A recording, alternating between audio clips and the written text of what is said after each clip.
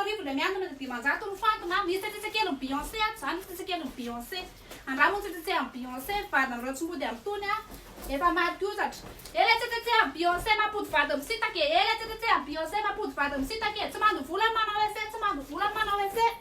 samy makamaka dia tsy mifanambaka fa tery daholo ny olona aminaka samy makamaka dia tsy mifanambaka fa tery daholo ny madame tandremo latsaka le vidin'enta latsaka le vidin'entana madame latsaka ny vidin'enta zavatra tsy hitanareo tao anatin'ny enimpolo taona hitanareo eto amin'ny fripo madame Céline dia raha matoto enza mangalatra kilatra ty reny manganao raha reny mitady vola mba manajanareo frontière dia samy manaja ny frontière ny anabavina menarany ty eo lefa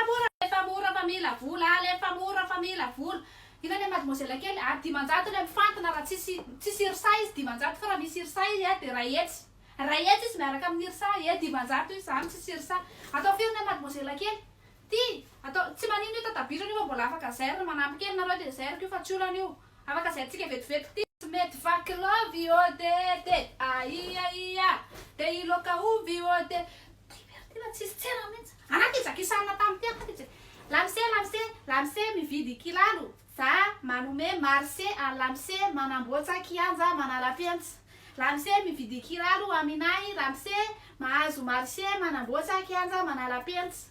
rehefa mbola tsy vita ny kianja manala-pentsy to dia tokananay tonga dia tokananay ny kianja manala-pentsy na mbola tsy vita azy maika ody fivolona anaty moa za manana basy tsisy mitsataka aminareo fa zay manana basy zay nahazo basy tsy mbola tsy volovolo miandry eto mandra-palamin'ny etako tsisy miala eto mandra-piandro ny talibonde reto fivondronany reto aloha ny faiziko misy mibatabata eto akeo ke tsisy mibatany eto akeo